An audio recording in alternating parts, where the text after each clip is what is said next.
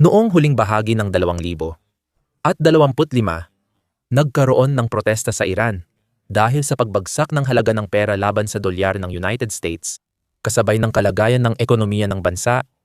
Sa kabuuan, ay nauwi na sa tila isang ganap na revolusyon. Sinusupil ng rehimeng Iranian sa pamumuno ni kataas-taasang pinuno Ali Khamenei ang mga protesta. Ngunit patuloy pa rin ang mga nagpoprotesta at mukhang may darating na tulong.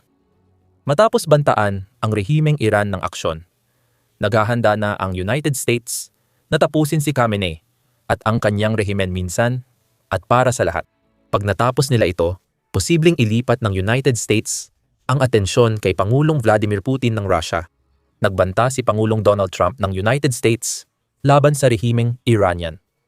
Dati, malabo ang posibilidad ng aksyon ng United States, pero ngayon ay tila mas malamang na mangyari ito.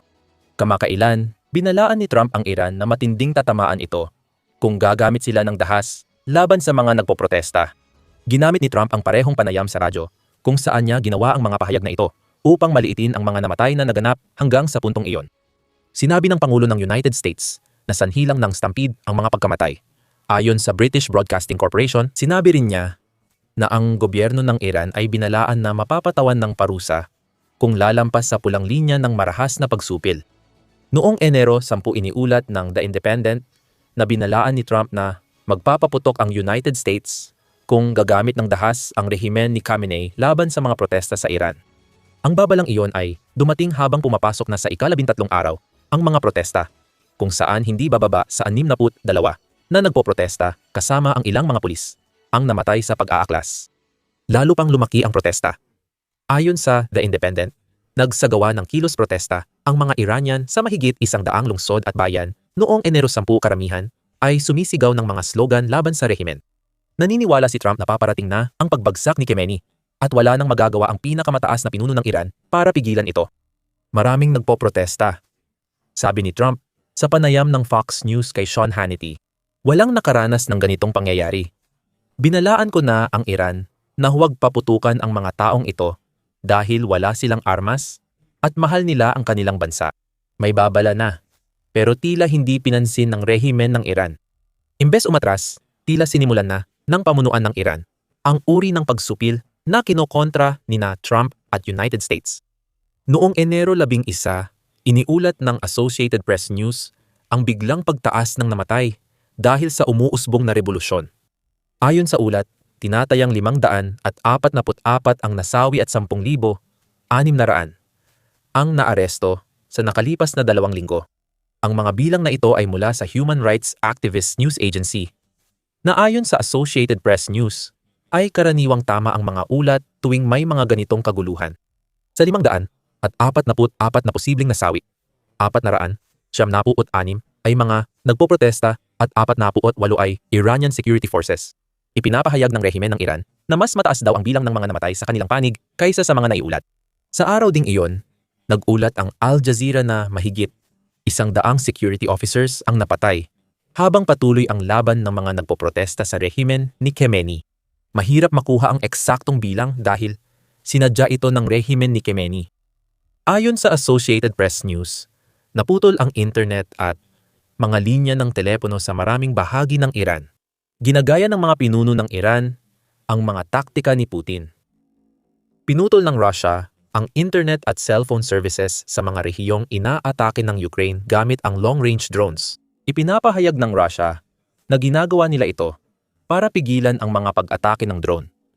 Pero madalas pa ring tamaan ng mga drone ng Ukraine ang kanilang mga target. Ginawa ito hindi lang para pigilan ang pag-atake, kundi para bawasan ang panganib ng pagkalat ng ebidensya online. Bago pa makontrol ng mga tao ni Putin ang kwento, ginamit na ng Iran ang taktika. Pero mukhang hindi ito kasing epektibo para kay Khamenei. Malaking tulong sa Iran na maitago ang datos ang kawalan ng internet at telepono. Habang humihigpit sila, dahan-dahang lumalabas ang ebidensya.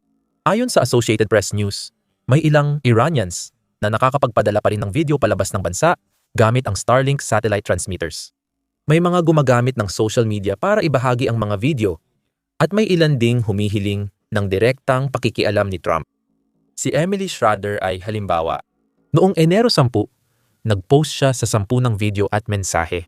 Mahal na Pangulong Trump, ito ang ginagawa ng Islamic Republic of Iran sa sarili nilang mga tao. Libo-libo ang nasasaktan, pinapatay ng rehimen. Ngayon na ang panahon para kumilos, isinulat ni Schroeder. Ang kalakip na video ay tila nagpapakita ng ilang halimbawa ng mga Iranian security officer na nagpapaputok sa mga nagpoprotesta na siya mismong binalaan ni Trump na huwag nilang gawin. Naging matapang na rin ang Iran. Matapos na tila natakot sila sa mga banta ni Trump noong una, nagbanta rin ang rehimen ng Iran na haharapin nila ang mga protesta sa sarili nilang paraan.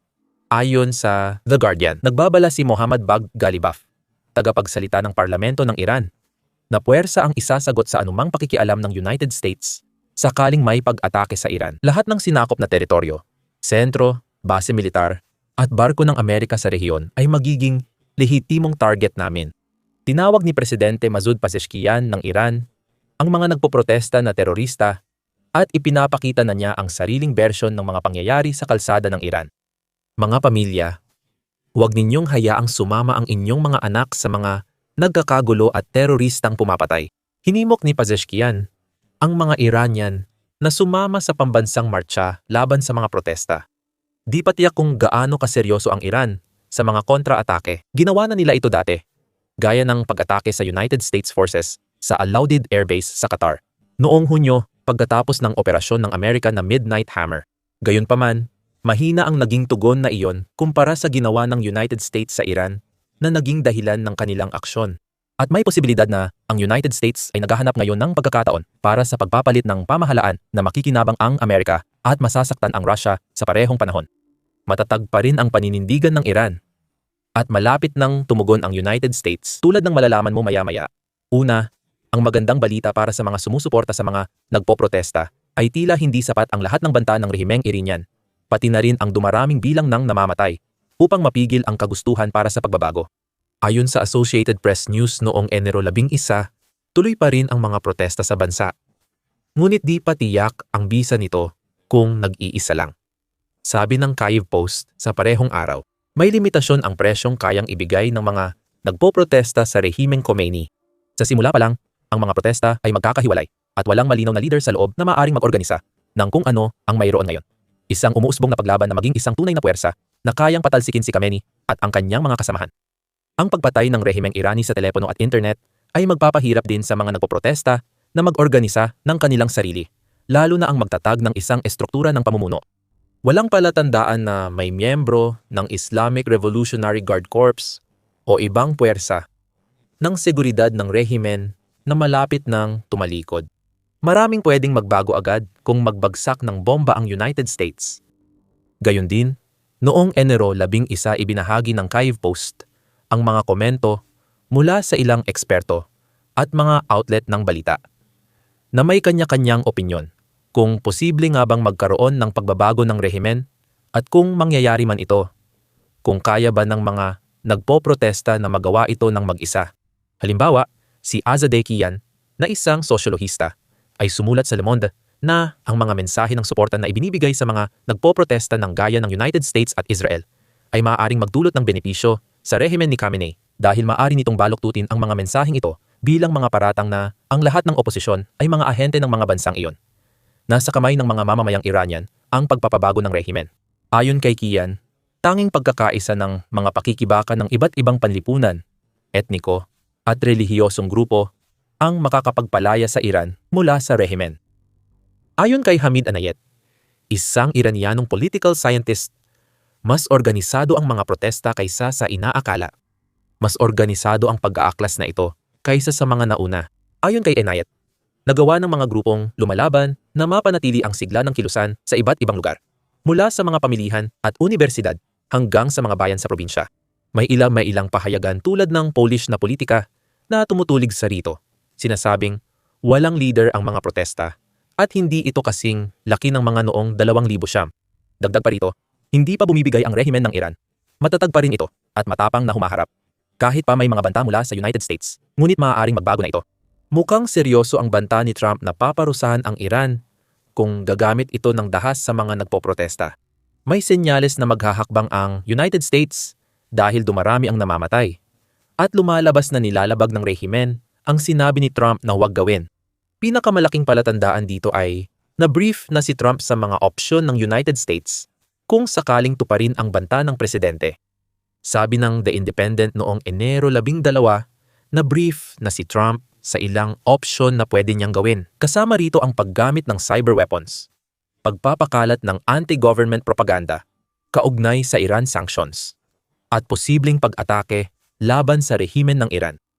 Ipinapakita ng briefing na hindi nagmamadali ang Trump administration magbagsak ng bomba at mas nakatutok sa paglala ng mga protesta. Gayunpaman, isa pa rin sa opsyon ang pag-atake. Ayon sa The Independent, makikipagpulong si Trump sa matataas na opisyal ng United States para suriin ang mga opsyon ng White House sa Enero 13. Unti-unti nang gumagalaw ang militar ng United States at nagpapahiwatig si Trump na gagawin niya ang lahat para tulungan ang mga nagpoprotestang Iranian. Ipinahiwatig ito ng Pangulo ng United States sa isang TRUTH social post noong Enero 10 kung saan sinabi niyang naghahangad ng kalayaan ang Iran. Marahil, ngayon lang talaga, handang tumulong ang United States of America.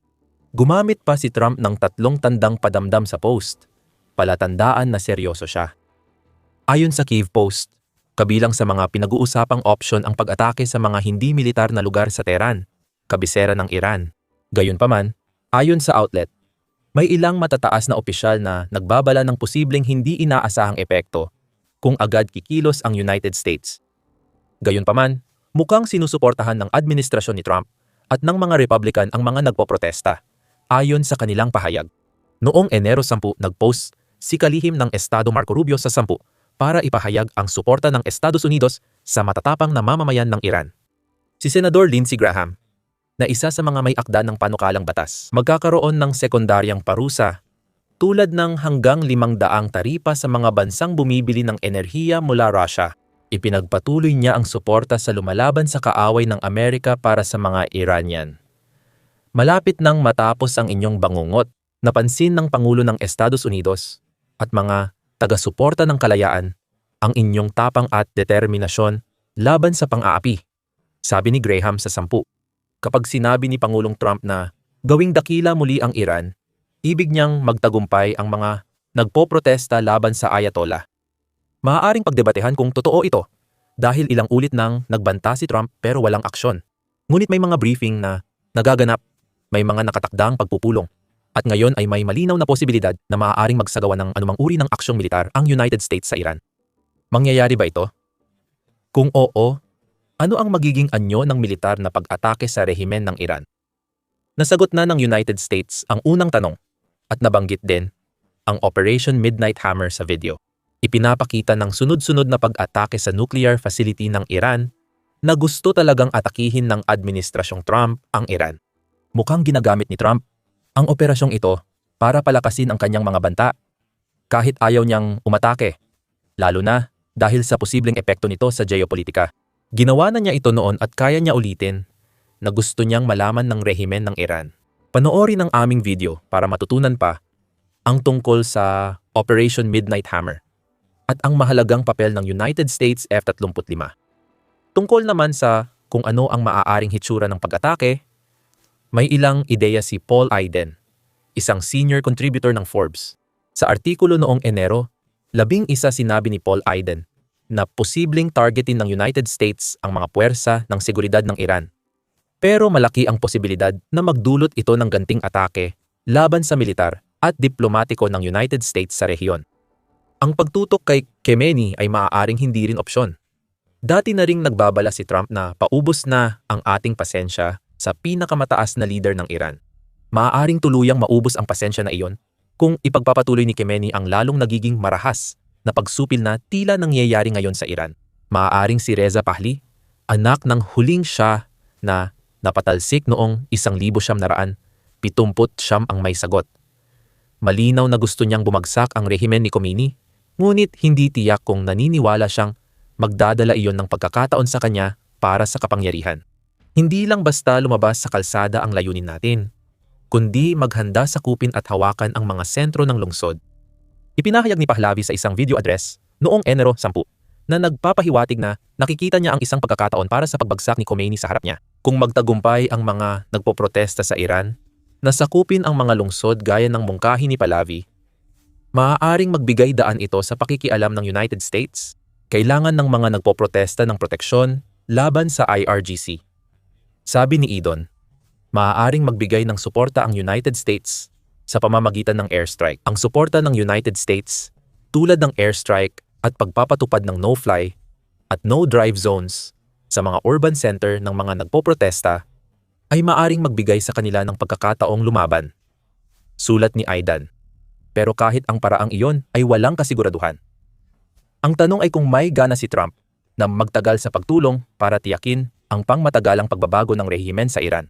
Kung wala talagang ganoong kagustuhan, mahirap makita kung paano titirahin ng matindi ng United States ang Iran, tulad ng ipinagmamalaki ni Trump. Binanggit ng New York Times sa ulat noong Enero 10 tungkol sa mga briefing na di umano'y natanggap ni Trump.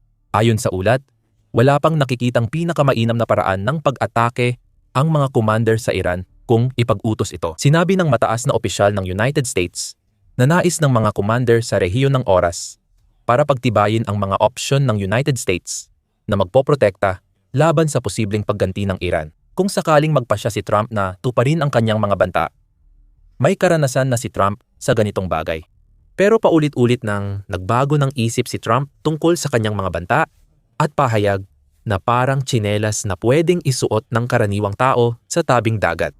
Biro lang iyon, ngunit may isa pang pinuno ng bansa bukod kay Trump na bantay sarado sa mga kaganapan sa Iran. Ang pinunong iyon ay si Vladimir Putin, na ginugol ang digmaan sa Ukraine sa pakikipaglapit sa rehimen ng Iran kapalit ng mga misil, drone at bala. Alam ni Putin na kapag bumagsak ang Khmer, pwedeng mawala ang mga sandata at ang impluensya niya sa gitnang silangan.